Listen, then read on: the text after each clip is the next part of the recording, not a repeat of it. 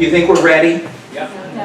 Everybody ready tonight? Thank you for coming out in this weather. My name is John Herman, and I'm I'm a physician here at MGH, and I'm one of the group of folks who tries to keep this program interesting in our evening series. If you aren't already signed up, we're going to be passing around, or have passed around a way for you to sign up and get on our list. If you'd like to know more about our museum activities, likewise, we're available on the net, and we have things to pass out so you can find out how to find us. Michelle, where are you? I want to get the official word. I think this is the largest crowd we've ever had. Is that true? We hear from downstairs some people who are still coming up. And why is that?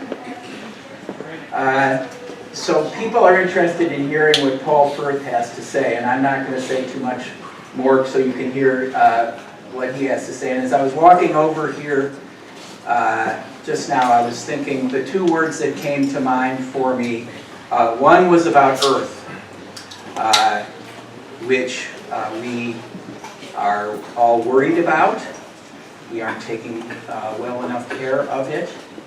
And there are those whose interest in the Earth spans from the equators up to the caps, up and down. And it's about, the other word I thought about was about humans.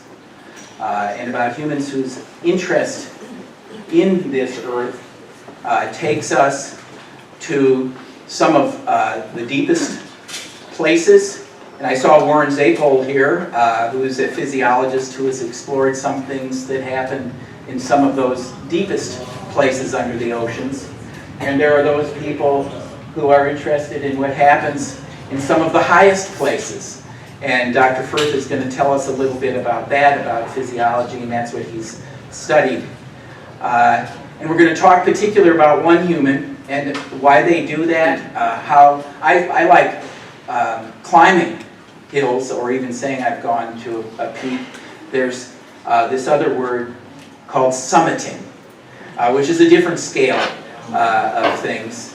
And of his many achievements, Dr. Firth, who is a human interested, and an extraordinary one, interested in the Earth, has led the first ascent to put a Norwegian woman on the peak of Everest.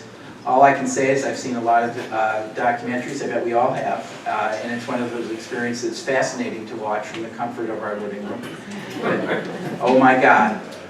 So Paul has climbed, he's done scores of marathons, and then these crazy marathons of 54 miles kinds of things in more than one. So Slowly, very slowly. right, but finish them. So I'm going to stop talking about Paul. I think you all have been interested enough about this topic and about a particular man who many years ago, without the advantages of satellite phones and oxygen tanks, sought to look at the Earth and discover more about it. So again, to all of you, thank you for coming out and packing into this place.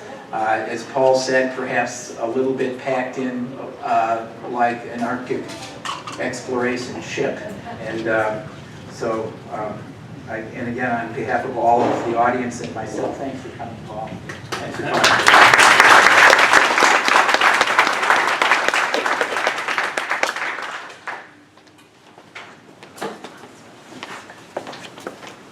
Great. Well, thank you very much for coming here tonight. It's a fantastic topic, and thank you to the museum for putting on such a fantastic venue, such a fantastic setting. I mean, they've even put on the weather. It's amazing. So, can you guys hear me around the back? Is that okay then? Great, great. Well, tonight we've got an absolutely fantastic topic: penguins, pinnipeds, and poisons. Pinnipeds, of course, are the seals. It's a collective noun for seals, for the elephant seals, the whales, the Weddell seals down in Antarctica. And we're going to talk about Shackleton's doctors. But rather than just talk about Shackleton himself, we're going to talk about his doctors and the medical aspects of it. And, you know, you guys have taken the effort to come out on a Tuesday night, middle of the week, in the middle of the cold. You know, you don't want to hear recycled stuff. So you're going to hear stuff that's new, that people haven't talked about. In fact, some of the stuff which has actually never been presented before. In fact, you're here tonight for the first time. So, just up front, it's MGH. I have no financial disclosures. Unfortunately, best of my knowledge, anesthesia history, Antarctic history is just not that hot. I've been trying to do it, but that being said, I don't have any financial conflicts. I do have a financial disclosure. I'm trying to, like Shackleton, I'm short of money. I'm trying to raise some money for Mass General, pediatric heme. There's a few flyers at the back. They don't make it any easier, of course. You can't raise money actually in the hospital, but we're just outside it, so please feel free to pick up a flyer and donate some money a la Shackleton to marathon fundraising, if you can. There's a few flyers at the back and a few articles as well if you like. So, Ernest Shackleton, I'm sure as most of you know, he was a very famous explorer, Antarctic. Just as an overview of a background to what we're going to be talking about, he made 4 attempts or 4 trips to the Antarctic. The first was in 1904 with Scott, and it wasn't really his expedition, he was just one of the men on the trip. The second was one which actually made his name as an explorer, although he's not that well known today for, and that was the Nimrod expedition. Again, they're conveniently named by the names of their ships, and that was in an attempt to reach the South Pole. And they marched with canvas tents and bamboo poles to within almost 100 miles of the South Pole. The third trip was the one which he's perhaps today most famous for, and in fact was a failure as far as expeditions go, the Endurance, because his ship, the Endurance, sank. But in surviving it and getting off it, he became particularly famous, and that's what he's known for today. And lastly, the Quest was his final trip to the Antarctic, and sadly he died, passed away on that trip. So of course we're not really going to be talking about Shackleton per se, we're going to be talking about his doctors. And there were a lot of his doctors, but we'll focus on a few of them. The first, of course, was Ed Wilson, and Ed Wilson wasn't really, in a sense, Shackleton's doctor per se. He perhaps was more Scott's doctor's. He was on Scott's expedition. But he did actually tend to Shackleton, and he was a friend of his, and so I'm going to talk briefly about him. The second trip, of course, was Nimrod, the Nimrod expedition, when they went to the South Pole, or tried to get to the South Pole. And Marshall and Mackay were 2 doctors on that. And then finally, the Endurance and later the Quest expeditions, Macklin and McElroy, the 2 doctors for whom he did the most work, or for whom they contributed the most to him. And we'll talk a little bit more about them. So, of course, the thing about this, they're explorers, clinicians, and scientists. I'm going to look at different aspects of them. But if you're an explorer, sometimes you never know where you're going to go. Sometimes you never know where you're going, and sometimes you don't even know where you're from. So, I was thinking, there's an audience, a Boston audience, obviously a very educated audience. I like the thing they kept everybody out. It's like being in a nightclub. You only get good people, good-looking people in. So a very educated audience in Boston. I'm thinking, where would we start? And I thought, well, of course, 1776, that would be good for Boston. So what changed the world in 1776? Wait, let me give you a hint. In 10 days, down in Washington, D.C., we're going to have some political event, right? We've just had a big political drama over the past year. So what was related to 1776 and what's been going on right now? Of course, I knew you guys would get it straight away. Yes, it was the publication of The Wealth of Nations by Adam Smith. I knew you guys would get it. Of course, why was this? What was this related to? Well, of course, this was, recently they had a poll in Britain amongst academics, and they listed the 20 most influential books of all time, and this was one of them that was up there. Of course, Adam Smith, this was his famous Wealth of Nations book, which was really about economic modeling, and he talked about how, what was that famous phrase, the hidden hand of the market shapes societies. And really this was about free market and how division of labor, which he called it, how specialization led to greater output, greater wealth, and how trade, free trade between countries could lead to greater wealth. And of course this lead to something which has dominated presidential election, right? Now of course, you shouldn't take my word for it. Here he is. He truly is a famous man. Here he is in Edinburgh. This is a statue of him in Edinburgh. And of course, if you look a little closer, the title of this talk is Penguins and Pinnipeds, but of course perhaps we should include pigeons, because of course the pigeons are pooping on his head. He was a bit of a controversial guy, or rather he wasn't controversial, but rather his free market economy theories were controversial. And again, of course, the debate has continued for hundreds of years since then. Now, I said also we do some stuff, we shouldn't take my word for it, let's go right to the primary sources. what triggered this? Well, I was in Scotland just down the road from this last year, and there's this library in Dunblane, which is a small village in Scotland, and it was founded by the Bishop of Dunblane in about the 1400s. And he was a wealthy man, he had this library, and he had all these books, and then he donated it to the public, and over the years it was built up and built up. But indeed in 1800 they sort of, it was just, nobody was really looking at it. They left it in an attic, and this is the attic, and it was left for decades during the 20th century. Unfortunately, of course, it was an attic, it was relatively dry, and it was Scotland, it was cold, bookworms didn't get in there, and they recently rediscovered it and said, well, this is incredible. I mean, there's all these amazing books, we've got to reopen this. And so it's run by volunteers. And in fact, there's the first edition of Adam Smith's Wealth of Nations. It's worth hundreds of thousands. You can just pick it up, have a look at it. There are all these famous books on the bookshelf worth hundreds of thousands of dollars. You just take them down and look at them. And it's run by volunteers. And here's our nice Scottish librarian, with a lovely accent and nice red hair. She said, oh, just take a look around, take a look around. So it's quite astonishing. But anyway, you also see on the table there, it's a folder full of manuscripts. And if you open one of them up, this is hundreds of years old. You can just see it's kind of like in a binder in plastic, and you can look through it. And this actually is a map, a Portuguese map of Africa. And this is from the early age of discovery. The age of discovery is when, sort of a historical period of about 400 years, when the Europeans set out in their ships to try and sail and discover the world and get into contact with other people. And of course, you can see they had these little things called caravels, and they sailed down. It took them about 100 years to reach the bottom of Africa, bit by bit. You can see the map-making skills weren't that great, the navigational skills weren't that great. You turn it over, of course, and there's another map. This map would have been drawn just after the discovery of America by Christopher Columbus in 1492. And this is an original map, just kind of hanging around. You can pick it up. And there's a number of things you'll notice about this. Now, for one, of course, their map-making skills were not that great. Number two, of course, Australia, New Zealand, all the South Pacific wasn't there because Columbus had just sailed across. They basically roughly discovered the Americas. They don't know it too well. And Magellan was still to sail around the world, around here. And what was really driving this, Adam Smith would have approved, was money, right? They were trying to trade, they were trying to get what? They were trying to get from Europe to India. And so they went around Africa.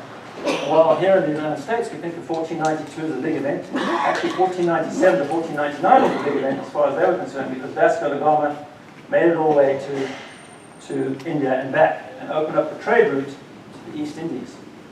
After that, in the 1800s, Magellan again sailed around there, sailed around here, and he opened up the trade routes from the west. Now, the key thing about those guys, if you look at this map again, you also notice another thing. There's all these sea monsters. And what they were worried about was sea monsters. But what was the real sea monster, the real thing that was going to get them? It was scurvy. By and large, scurvy. This was thought to have killed an estimated, upper estimates, of 2 million men over these 400 years. Perhaps it's whether it was 2 million, but certainly it was hundreds and hundreds of thousands. When Magellan sailed around the world, he set out with almost 300 men. He never made it back. But of the men who did make it back out of his 4 ships, only 25 survived. So almost 90% of his crew died. And overwhelmingly, what killed them was scurvy. What killed many other crews was scurvy. 80%, 90% of crews would die on long trips. So, of course, there's another thing, of course, you see in this library, to take a look around. They say, well, go and take a look down there. You're from Boston, have a look at this, have a look at this. And what do you see? Of course, here's another thing. American Atlas of the British colonies, except it was published in 1776. All about timing, right? All about timing.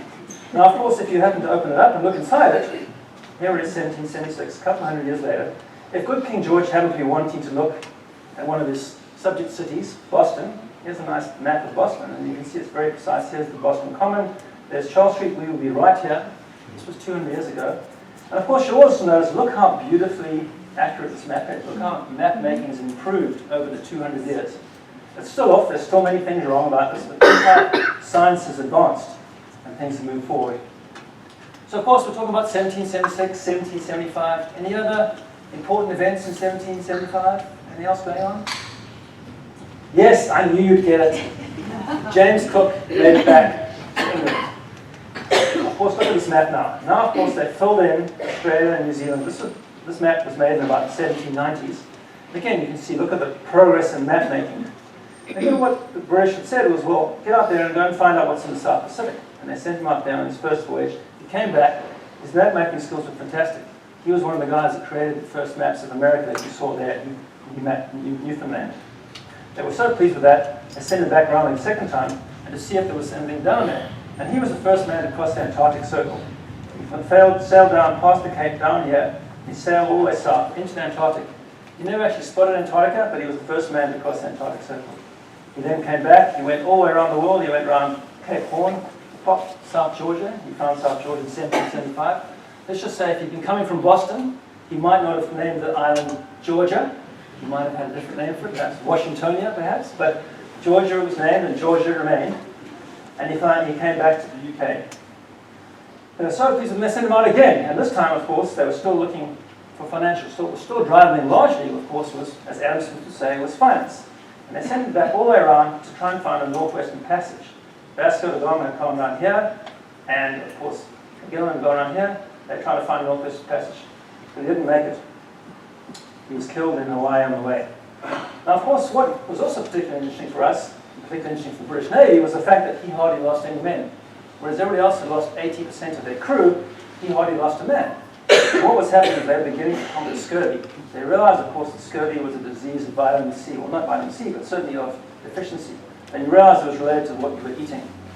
And by the end of the 1800s, the British figured out that if you basically fed your crew fresh food, they wouldn't die. They wouldn't develop scurvy. Now, during the 1800s, of course, scurvy really disappeared from the British ships. And of course, the Americans, who formed their own fleet, strangely called the British Limeys. And the reason why they called them Limeys was one of the things they were doing is they would feed their sailors a daily ration of lime juice. Or what they called lime juice was actually lemon juice. And this lemon juice, one of the fresh vegetables, basically largely eliminated scurvy from British ships. I say largely, it wasn't just that. Okay? Observational science is not causality. There were a number of things going on. One of the things, of course, is that steam was coming into power, so the voyages were getting shorter. You saw the navigation, they were able to find their way around a lot shorter. And of course, the British, they found the Cape, they found a place in Australia. They started to find little spots where they could easily bring their ships in and navigate. Now, of course, in the 1800s, what else was going on? Well, of course, Cook had gone all around here. He hadn't found Antarctica. But during the 1820s, again, Adam Smith would have been pleased, all these whalers and sealers were starting to go down. And they were going down on the South American part of this because that's where the islands were, and that's where the seals were. And the first man was a Scottish sealer who sailed from South Georgia, and he sailed deeply into what is known as the Weddell Seal, now known as the Weddell Sea. And he discovered this part of Antarctica. In the 1830s, the British said, well, we might as well send somebody down to look down there. And James Ross sailed all around here, and he discovered what is now known as the Ross Sea. He discovered this part of Antarctica. So then, of course, the British essentially sent a report back and saying, well, look, there's a lot of snow and ice down there. That's it. It's got not much commercial potential. And so really, for the next 50 or so years, nobody went there because there was no financial incentive. Where there was a financial incentive, of course, was to find a route to the north. And so again, they sent out the British sent out after that Franklin expedition around to the north of Canada. Of course, they sent out in 1845. They set out into the ice, and they were never heard from again. The ship disappeared without a trace. They just found the ships entombed in the ice and sunk beneath the Canadian waters just last year and the year before. This was the Erebus and the Terra. They sailed down with James Ross. They went up there, and they disappeared. So that sort of set that Antarctic exploration and Arctic exploration for a couple of decades. And of course, what we now seem to know, what killed them was a variety of things. One was in poison.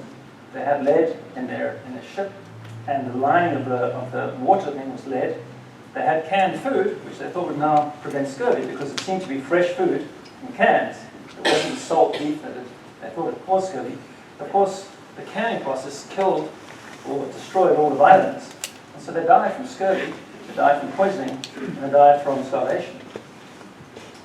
In 1875, George Neary sent off again. They said, well, let's try that again. And he went out, and he had a similar thing. He got entombed in the ice, and he basically sent out people to try and travel, but they all developed scurvy because they were eating canned food. They also had lime juice. The big thing was now, the lime juice, which they thought would prevent scurvy, was no longer the original stuff. It wasn't lemon juice from the Mediterranean, it was lime juice from the West Indies. And what they called lime juice was actually lemon juice richer in vitamin C. The lime juice, which they were now using, no longer prevented scurvy. So of course they sort of lost the treatment for scurvy. They lost the cure for scurvy because they through changes in technology. So of course, just as in passing, 1840 they left Antarctica. As we know, here in Boston, in 1846 they discovered ether. In 1847 the Scots discovered chloroform. So that was it for about 50 years for the Antarctic in the 1840s when ether was just being discovered. In 1895 they had a geographical congress and they said, this is ridiculous. There's this huge part of the Earth which nobody really knows about. We need to go down there for science. And there were a couple of small expeditions. The Belgica, a small scientific expedition sent out in response to this scientific call in 1998, which went down there, got trapped in the pack ice, and became the first to survive an Antarctic winter. In 1899, there was a British expedition which overwintered, and they did as well. They survived as well. So again, this then finally, understanding this history in the background, brings us to Scott and Shackleton. And this is where Shackleton comes on the scene with his first doctor, Wilson. And they went down between 1901 and 1904 in a ship called the Discovery. They were looking around, they were geologizing, they were making maps, they were looking for wildlife. In addition, they decided to set out on foot to the South Pole to see if they could get there.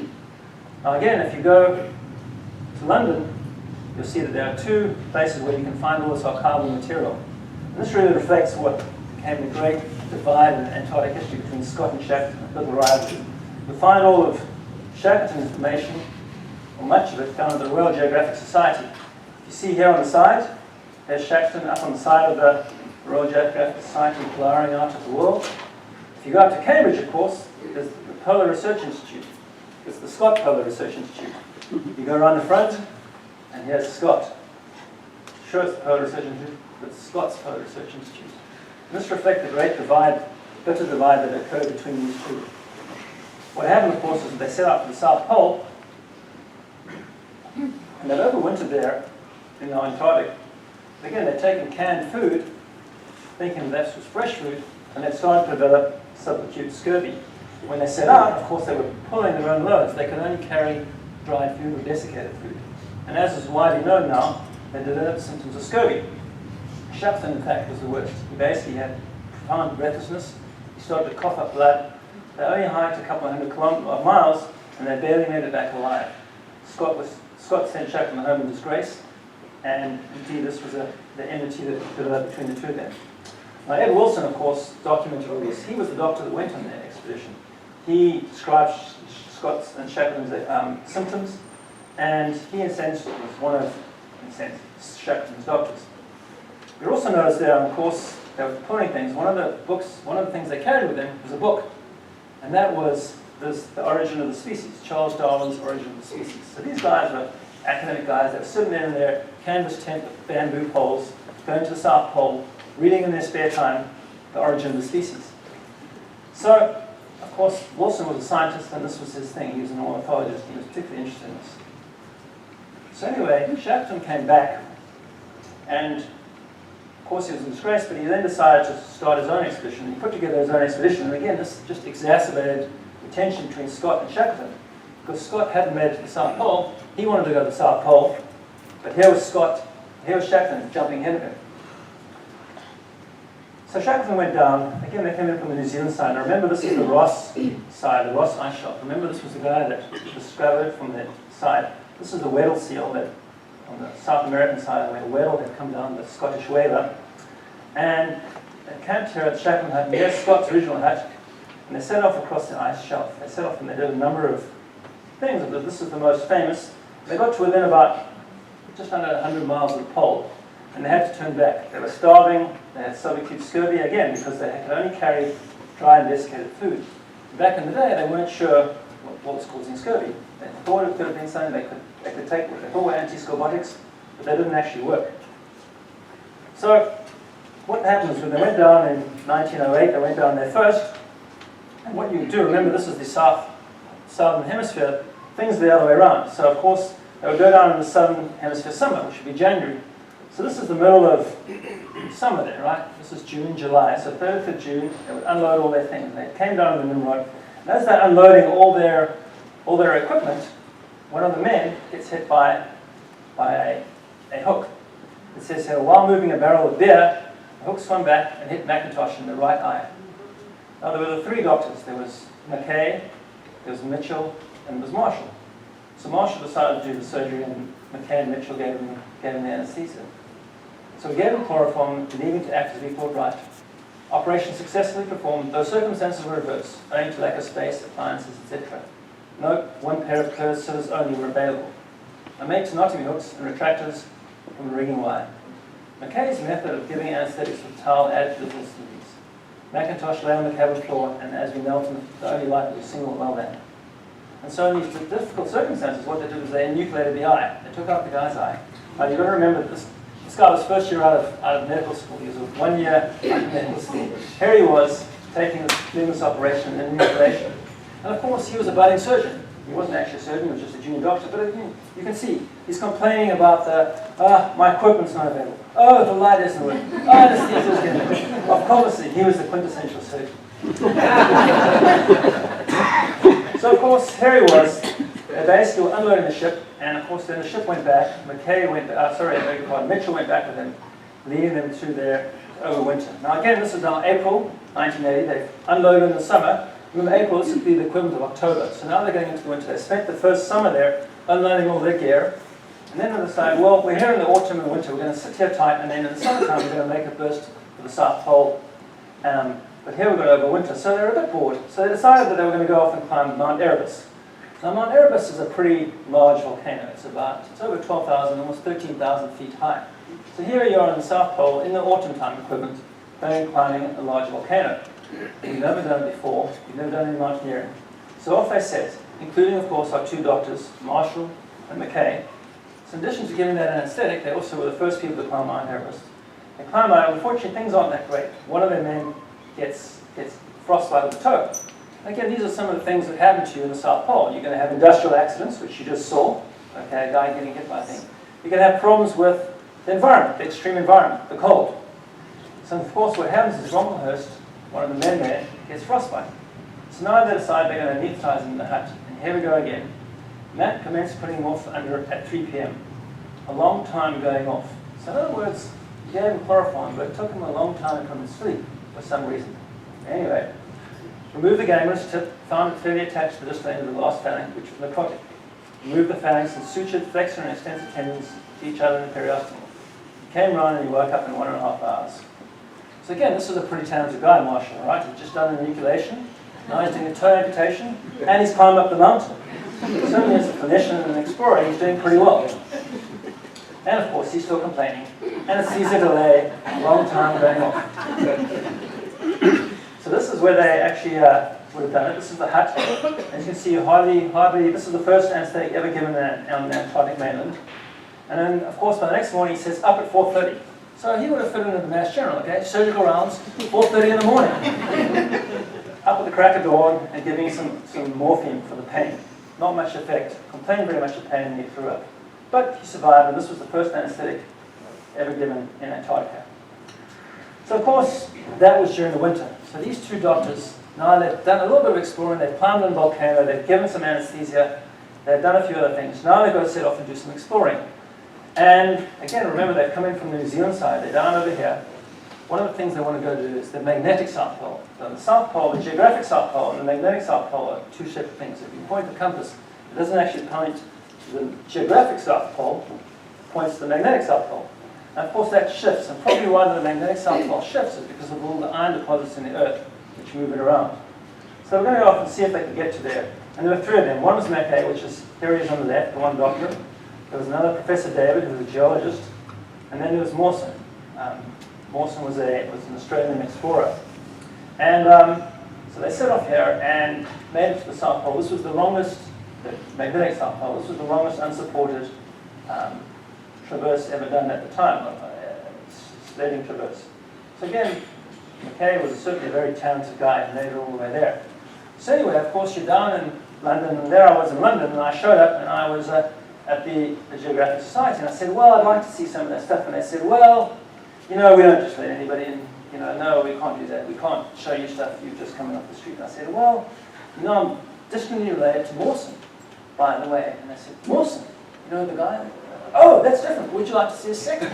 I said, sure. Here's the librarian, and here's the...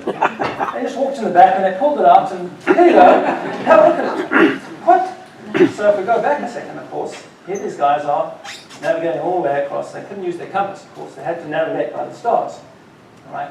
And so what they would do is they'd take shots. Now remember, of course, of stars with this little thing. You'll notice over here, the thing that Mawson had done, Shackleton made him buy his own Sextant because he didn't have enough money. So Mawson, if you want to come along, you've got to bring your own navigating gear.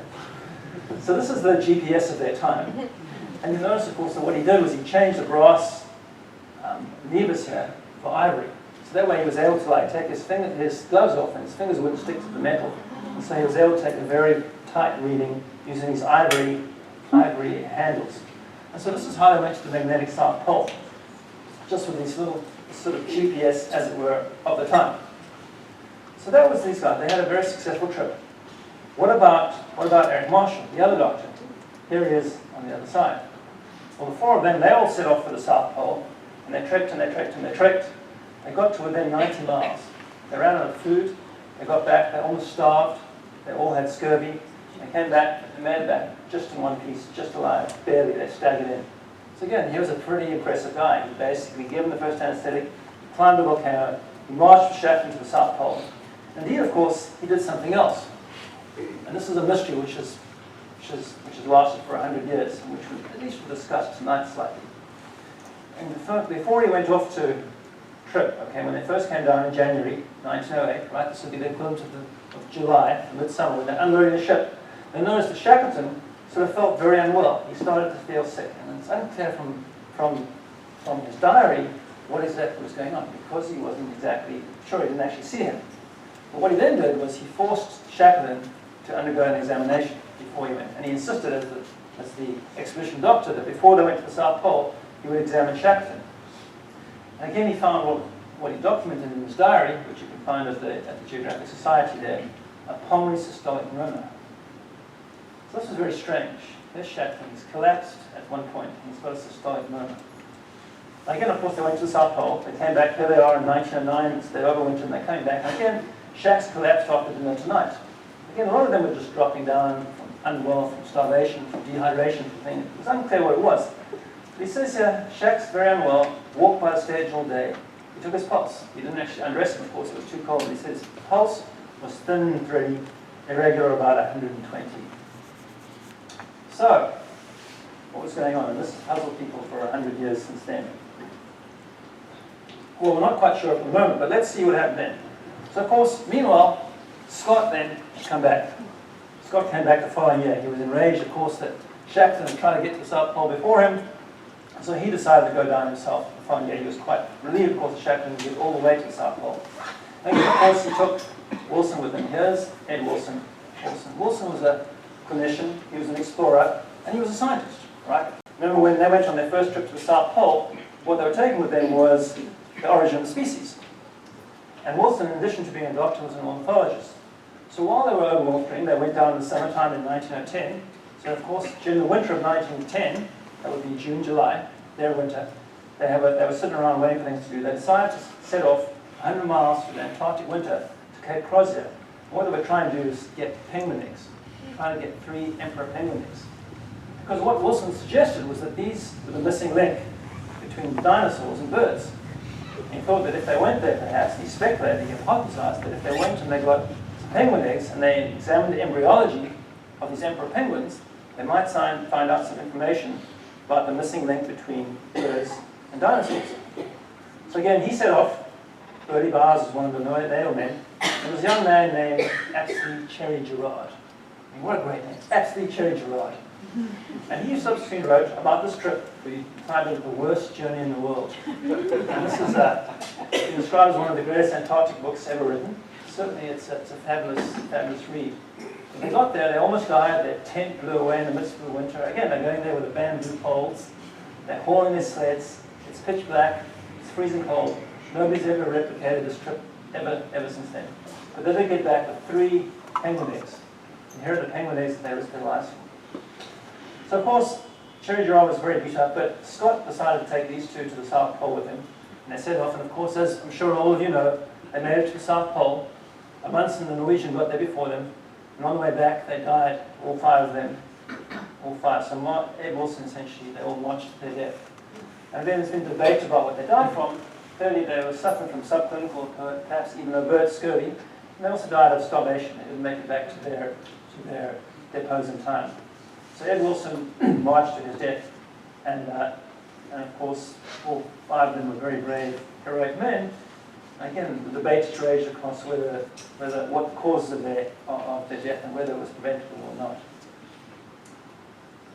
But anyway, of course, so now this is 2 big trips Shackleton took him. He decided to take a 3rd trip. And this again was a trip that he's most famous for today, an endurance expedition. And one of the reasons it's most famous was a guy, Frank Hurley, a photographer. Again, there's these very evocative photos. He was an incredibly skilled and tremendously good photographer. He took these fantastic photographs which resonate 100 years later. And set off in 1914, right at the outbreak of war. So remember that previous photo of the Constitution? That was 1815 it was taken, or that was when the USS Constitution was around. Of course, at that particular time, the Napoleonic Wars were just coming to an end. 1815 was the end of the Napoleonic Wars, the Battle of Waterloo. And for almost 100 years, there's been peace in Europe. And then in 1914, World War I broke out, and that was the end of an era. And again, we're talking certain eras. This is, again, these guys were from a different era, the pre-thing. But we tend not to think of that because this photography is so advanced. It's almost present-day photography. Many of his photographic setups look a little cliched because he was the guy that did them first. He was the original guy. So, of course, what happened was Shackleton decided, well, we've been to the South Pole from this side. The only thing left to do is to traverse from the other side to here. Of course, what he was going to do was going to go into the Weddell Sea. And the Weddell Sea was unknown territory. It was also a lot more dangerous because, of course, what was happening was, of course, the currents would come across here. You can see it's a lot bigger. It's not sheltered like the Ross Sea. The ice would come down here. The ice would be poured out. It would be pushed by the currents around, and it would turn round and round and round. It was a very dangerous place to be. So, of course, all the original explorers had come around from this side. But he was going to try and get in and then traverse across. So he set off in 1914. Again, this was before radio, before telecommunications. He set off in 1914, and he was not heard from again. On the other side, of course, they went there and they came back and they said, well, they ran the patrols themselves. But at this point, by 1916, people suddenly realized that his planned expedition, traversing 1914, 1915, and coming off in 1916, had not happened. So back in Britain, they sort of suddenly wondered, well, what has happened? And as the Telegraph, the newspaper, pointed out, the fate of Shackleton is unknown. He'd sailed off the map, he'd sailed into the unknown, and no one had heard from him again. Of course, we all know what happened to him. Now, of course, we got in what had happened. They'd sailed into the Weddell Sea. His ship had been caught in the ice. They'd been crushed and sunk. And so then they were stuck on the ice, again, put in the ice, November 1915 to April 1916. So again, remember, this is the other way around. This is the summertime. So they're stuck on the ice in the summer, camping out on the ice. And initially what they tried to do was haul their lifeboats to land. But the ice was spinning around, so as fast as they would move, the ice would move faster than them. So eventually they decided they would just sit there and wait. And wait and wait. And hopefully they would get cast out into the sea.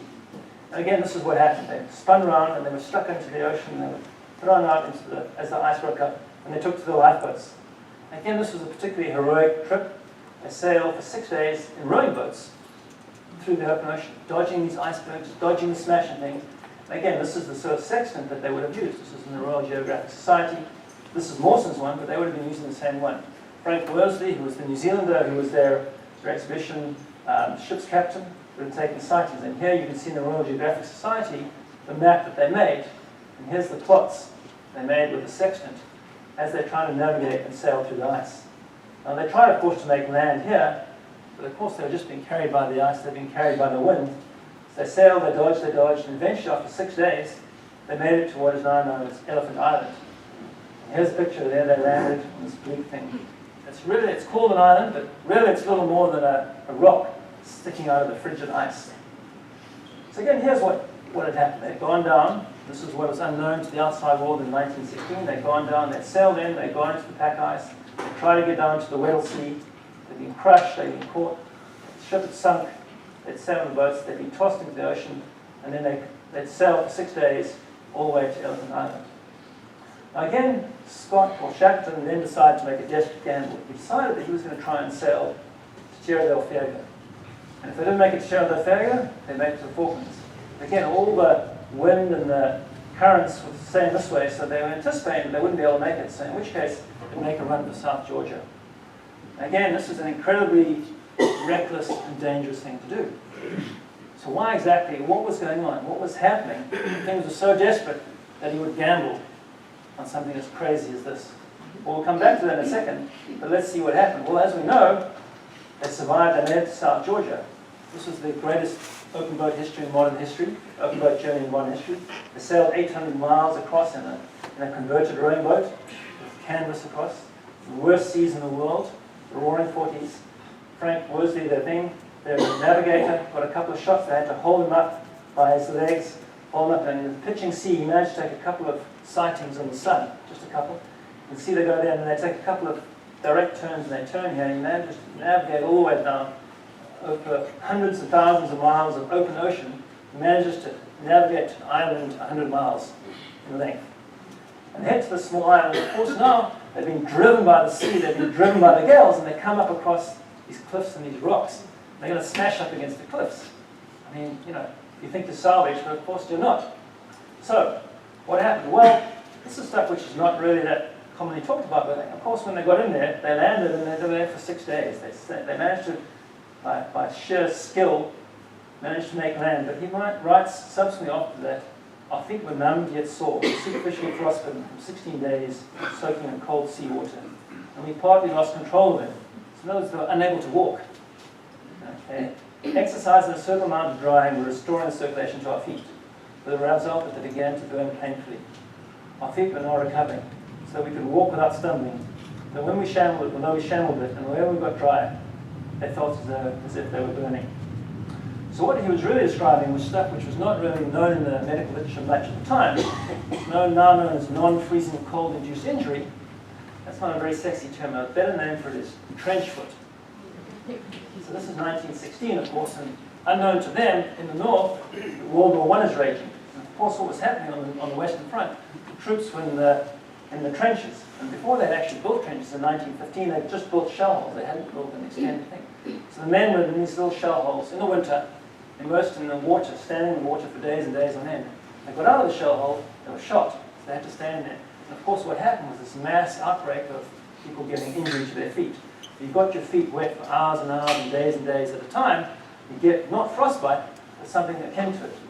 So these guys have basically had something akin to frostbite, and this is how desperate things were, that they'd been 16 days in these freezing boats. And they got there and they got out, so of course they couldn't walk. After 6 days, they finally, 3 of them recovered enough.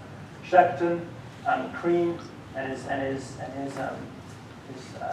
Worsley, his ship's captain Worsley, 3 of them were able to walk. Now, of course, they had to cross South Georgia to get to the other side to reach the whaling station. So they left 3 men behind who were unable to walk, and 3 of them set out. Now, of course, again, here's another particularly famous thing. As they're crossing South Georgia, they're crossing this island, which is unmapped, which no one has ever done before. They're completely beat up. And as they're crossing it, Frank Worsley, who was the New Zealand ship's captain, said, Sir Ernest and I each had a strange feeling that there was a fourth in our party, and Crean afterwards confessed to the same feeling. Shackleton himself also wrote about this. I know that during the long and rattling march, it seemed to me that there were 4, not 3. So now, of course, I did say up front we look at the primary data sources.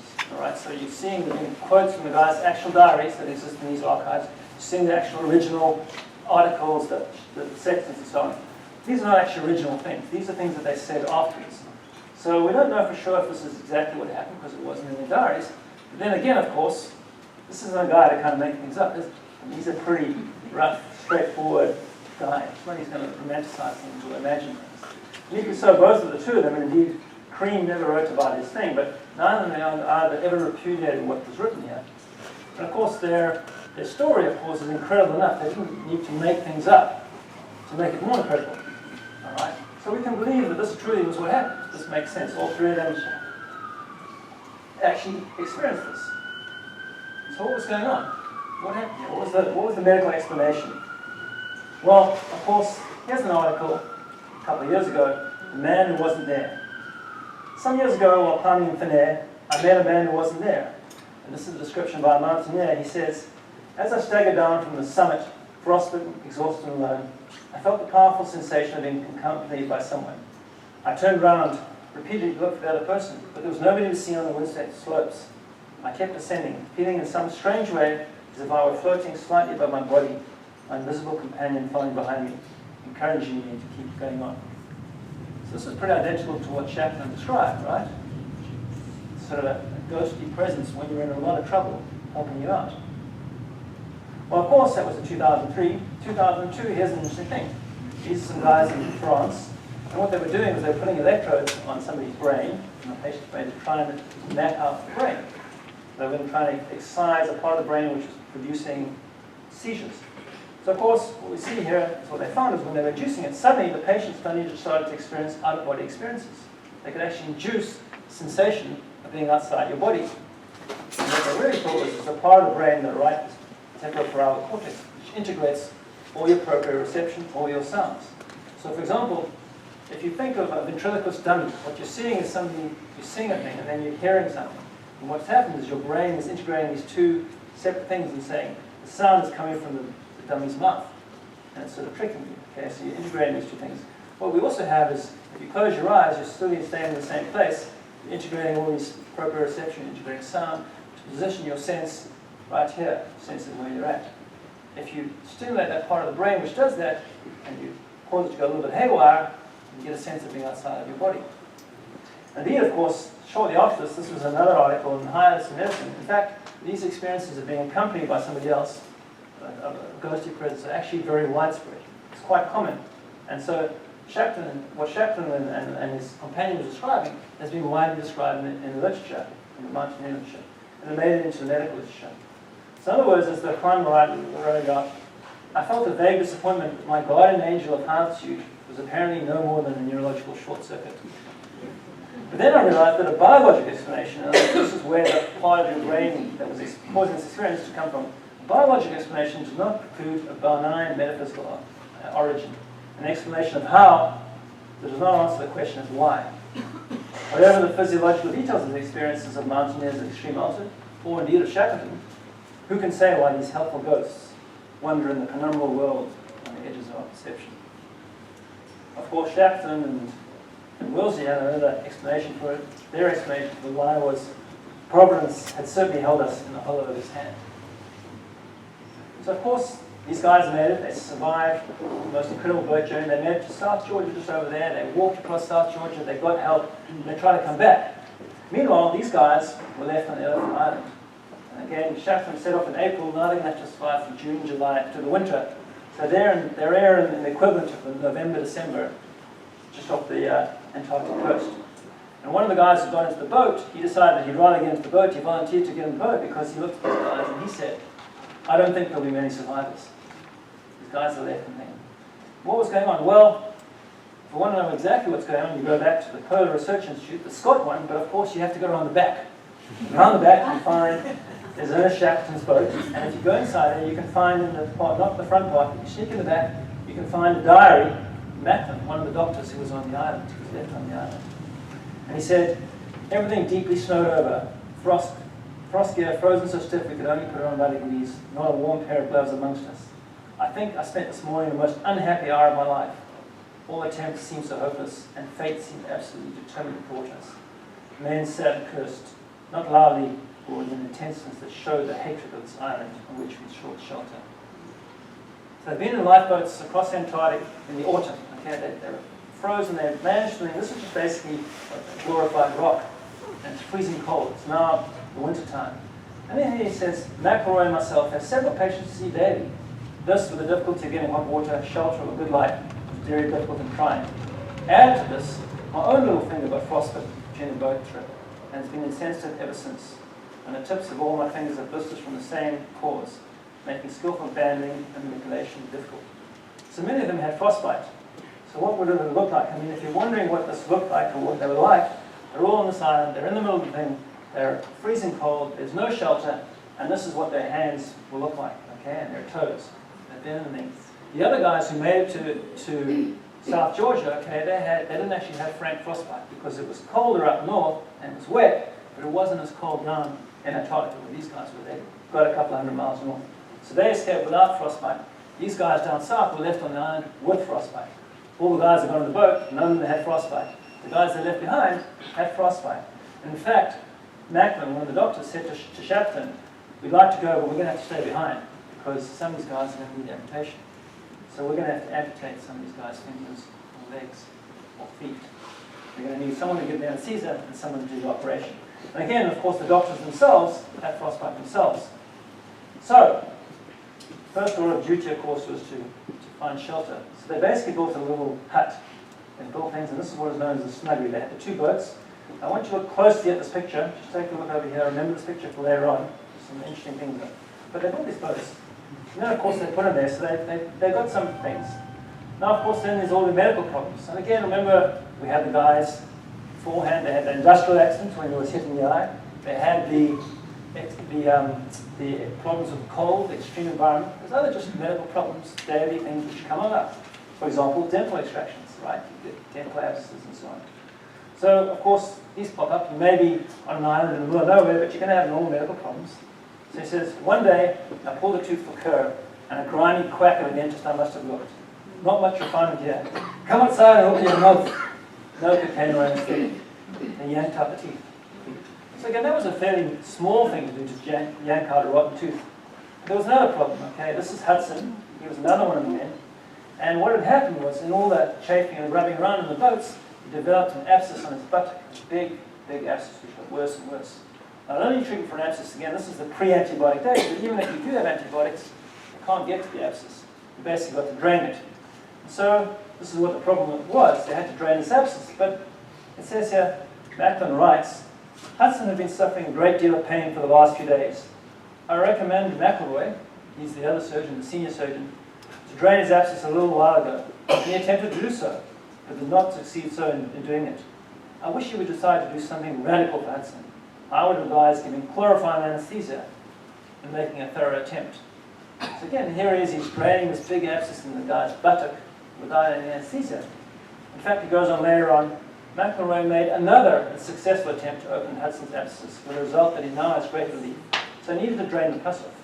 I feel glad that this is done, but would recommend more radical treatment in the wide openings and clearings of the pockets, etc. In this way, I'm sure the dressing would be saved. So really here you've got the junior doctor, Macklin, who's a younger guy and less experienced, saying, let's just give this guy anesthesia, drain and all this stuff, get all the pus out and be done. And the senior doctor saying, forget it, forget it.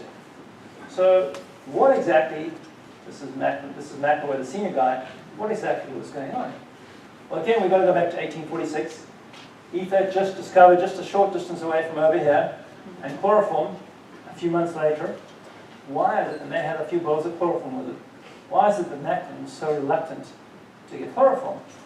Well, this was in 1847, of course, that they discovered it, and over the next 60 years, some interesting things happened.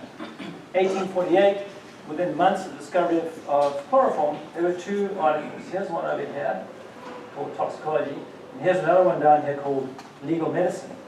Toxicology, soon after Dr. Simpson's discovery of the narcotic effects of chloroform was made known, a young man found himself so exhilarated under the effects of the vapor that he was tempted to use it on his handkerchief, as if it were eau de cologne. The young man lay down his head quietly. It was found, on attempting to raise the head of the patient, life was extinct. The deceased was in his 19th year. So again, you've got to remember, ether was originally what we will call nowadays a recreational drug. People would sniff it to get high, okay? And they suddenly realized, well, not only does it get you high, if you have a little bit more of it, it kills pain. Then, of course, they well, let's go and find out some more anesthetics or some more drugs. They started to sniff chloroform and discovered that chloroform produced the even done thing. But they also discovered that chloroform would give you a high. So this was a guy who was working in a pharmaceutical, and he said, well, I'm going to start sniffing this stuff for a high. And so, of course, he managed to overdose himself. And unfortunately, even though he was there with his father and his family, he managed to kill himself. Again, so this was a sort of recreational use of a pharmaceutical drug. Then again, of course, right down below, there was another problem. Within 3 months of the first use of chloroform, it was the first anesthetic death. It was a 15-year-old girl. She was going on, she was there for toenail surgery. They gave her a little bit of chloroform, and as it says, I seated her in a chair, put a tablespoon of chloroform into a tablecloth, and held it to her nose. This would be the Edinburgh method. Remember down McKay when they said he was using the Edinburgh method? He would pour something into a little cone of it, and they'd hold it over your nose, and you would sniff it in, and boom, you would be out. And then they would try to take off your toe. Now the other guy, of course, was just sniffing the chloroform, and he killed himself. Here they're saying, they're not giving her a lot. Within 3 minutes, he's dead. At the inquest, and this is the right thing in the inquest, one of the surgeons there said, I think chloroform was safer in large operations than in small ones. I consider chloroform more dangerous than ether, and that has been my opinion from the first. So that's interesting. He thinks large operations with chloroform are actually safer than small operations. And this is within a few months of the discovery. So, of course, over the next 50 years, the argument raged. Was ether better than chloroform? Was chloroform better than ether? Was it dangerous? And what was going on? Well, 50 years later, they said, the advantages of ether over chloroform are usually counterbalanced by that cardinal one of ether, safety. Or, as has been put, ether is expensive, but less so than a funeral.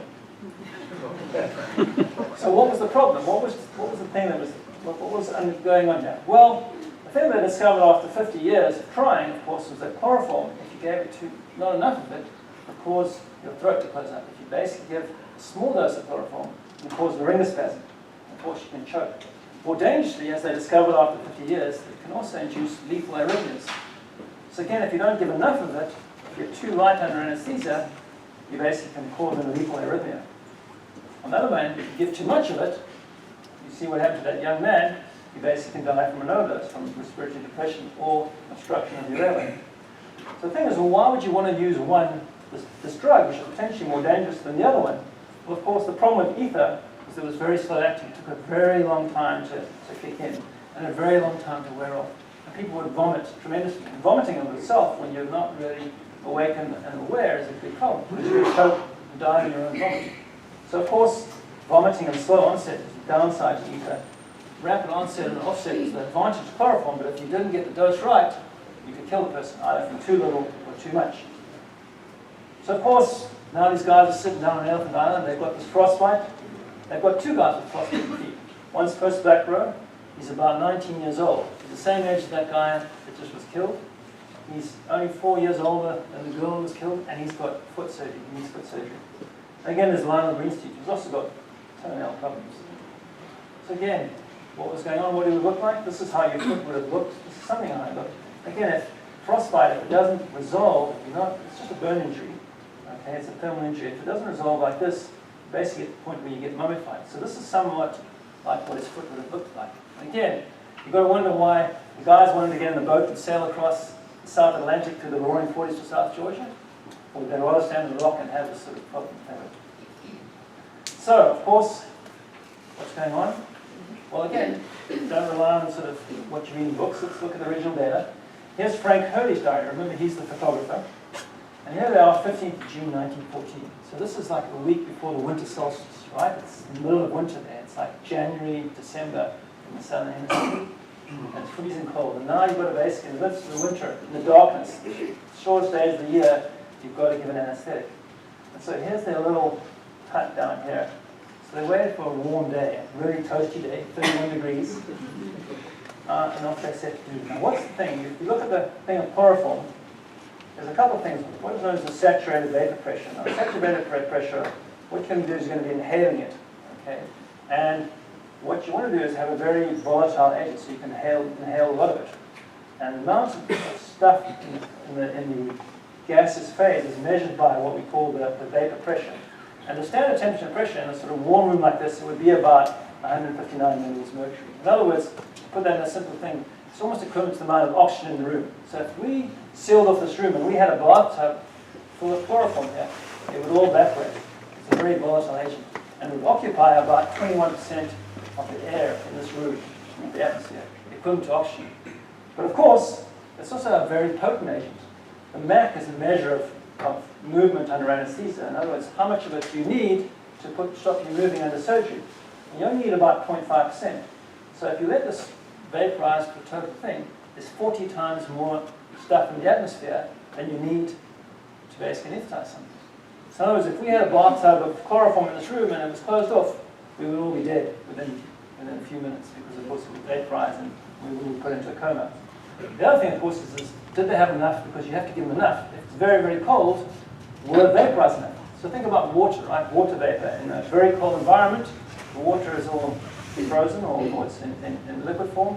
When you heat it, it vaporizes more. Of course, it's a very volatile, so there was actually enough there to heat it, with enough vapor to use it. But of course, they wouldn't have known this.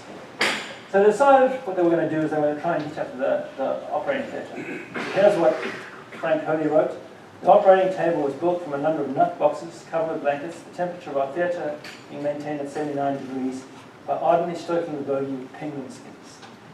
So of course there was this dangerous thing, they wanted to basically use penguin skins to warm up. So they burned, that's all they had, penguin skins. And as Macklin wrote, the chloroform vaporized splendidly. Here in fact is the little map from their thing, this is the little stove they would have used. And of course, as one of the guys wrote, I think the most difficult part must have been the anesthetic. The patient's head was placed as near to our little oil drum stove as possible, and the stove was stoked up with lavish supplies of sealed bladder. So again, the pinnipeds and the penguins, they were heating it up. But of course, there's the poison. And as you know, of course, if they don't get it right, although we think of anesthesia as just a drug, actually it's a poison if you don't get the dose right.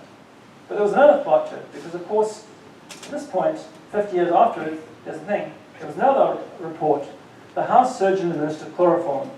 Daylight shortly began to fall. Of course, in those days they would do a lot of surgery by natural light. It was necessary to light a gas bracket. I began to experience a sensation of irritation in the back of the throat and a feeling of suffocation. The matron or the nurse also exhibited the same symptoms. Now this isn't just in Britain. Here's an article from Newton Wellesley, just off Parent Hospital out the way. There's a surgeon, Newton Wellesley, writing in the New England Journal of Medicine, the living equivalent. A nurse administered chloroform in a rather small room in which we were burning 3 gas flames. In a short time, a choking, stinging sensation and gasping for breath affected all of us. It wasn't just this. Reading on, it says, it's best not to use chloroform by gaslight. It not only killed the patient, but also the attending physician. And matron nurse was very sick. In fact, there's another article from across in the British Medical Journal. Several hours after operation, Dr. May suffered from severe dyspnea. The 2 nurses had similar seizures, and one of them eventually died. So in fact, not only were the patients at risk from getting it wrong, it seems that the surgeons and the nurses were too. So what was going on? Well, of course, Frank Hurley, of course, as we know, he got off the island. This was happening in June 1916. It was the middle of winter in the southern hemisphere. In the northern hemisphere, it was the middle of summer. And of course, as we know, the Great War was going on. World War I. The middle of summer was when the offences occurred. And at this particular point, they came up with this new thing, poison gas. And of course, what had happened previously, they figured out from those articles, well look, what's going on in chloroform, if you heat chloroform, if you heat it with oxygen, you generate phosgene gas. And phosgene gas is incredibly powerfully, a very powerful toxin. And of course, figuring out from anesthetic literature, they started to use this in World War I. So at the same time, these guys were possibly being exposed to chlorine gas or phosgene gas down in Antarctica. The exact same month, they were being bombarded with the same toxic poison in the northern hemisphere. So, of course, now you're in a bit of a problem here, right? You've got these poisonous gas, potentially poisonous gas. If you heat the penguins and the pinnipeds to warm it up, to get the dose right, you might poison yourself. So what happened? Well, this is what Macklin wrote afterwards. During the operation, the inmates were all turned out. In other words, they sent all the crew out, and they left only themselves and a couple in there during the operation. With the exception of the 2 invalids, one was, of course, the patient, another was Lionel Greenstreet, who, suffering from frostbite himself, gravely looked on, wondering whether his turn would come next. So he's sitting there watching the operation. So what did he say? Well, it's hard to find out what he said, because if you go to the Scott Pella Research Institute, I mean, these guys are still living in the 1914. If you want to find a guy's diary, you have to find it on a microfilm. And then you have to put it on this little thing, you scroll through it, you take it out of this box, the microfilm, and then you have to look at a magnifying glass at the stuff, because you can't actually read it. So if you manage to dig through it, here's what he writes. The poor beggar behaved splendidly and went through without a hitch. His time from start to finish, 55 minutes. When Blackborough came to, he was as cheerful as anything and started joking directly. Of course, what happened was they were heating the bladder, Green Street would have been up here, but they put in a chimney. It was all black smoke. All the poison and this gas, which had been generated, would have gone out the vent. So basically, it was a well-ventilated operating theatre, so they weren't exposed to any of the gas. None of it all went. What did Macklin write? He took his anesthetic very well and was not at all sick afterwards. We only had 8 ounces of chloroform. Although the operation lasted 55 minutes, I only used 1 ounce. Blackwood was soon known for his anesthetic, asking for that now very luxury cigarette. So things went just great. They survived, and of course, Shackleton made it there. He eventually came back. The Jelko was a Chilean tug. We pulled them all off. They got off the island. Every single man survived.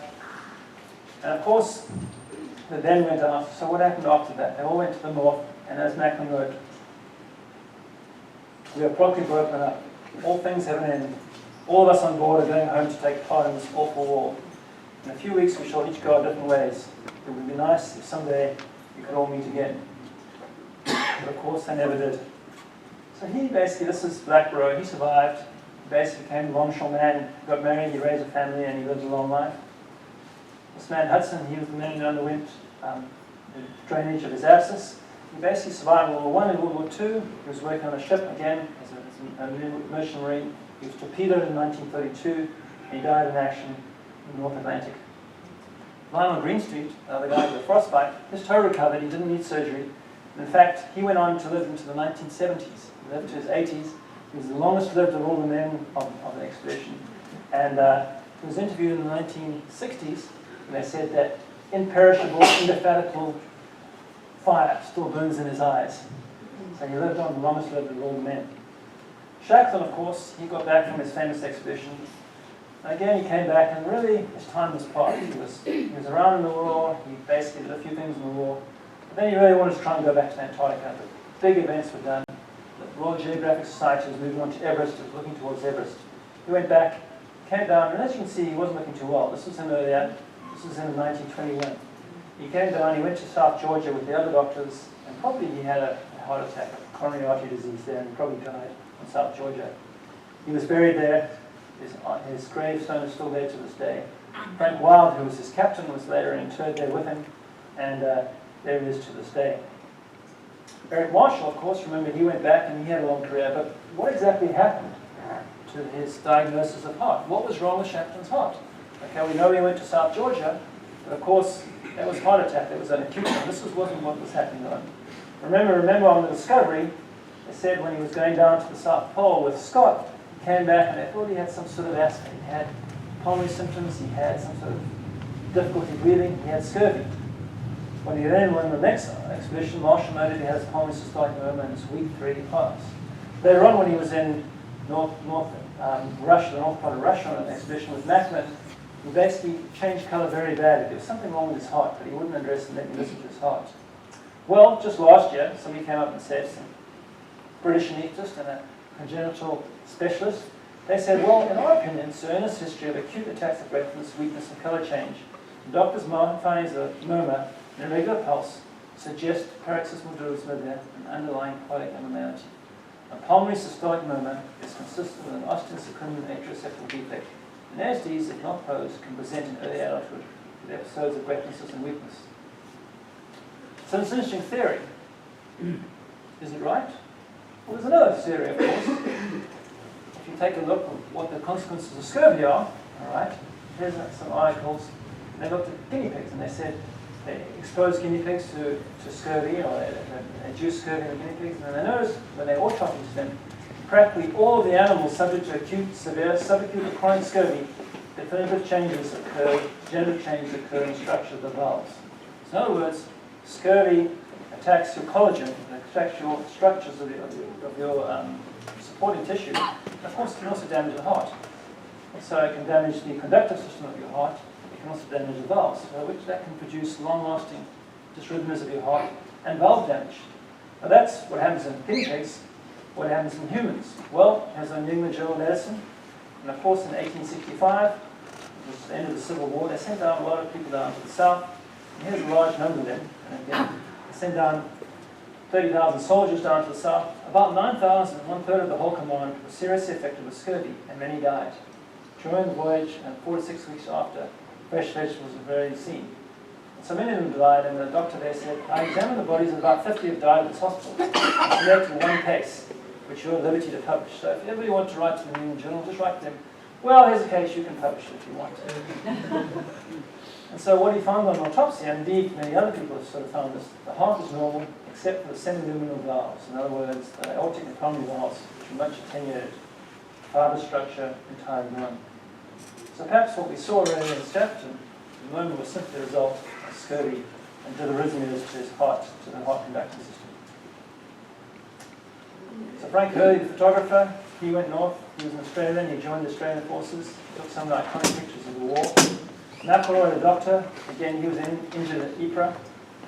He must have been the one at the dressing station hit by shell fire. He subsequently developed malaria when he was in Central Africa and Mozambique, Malawi.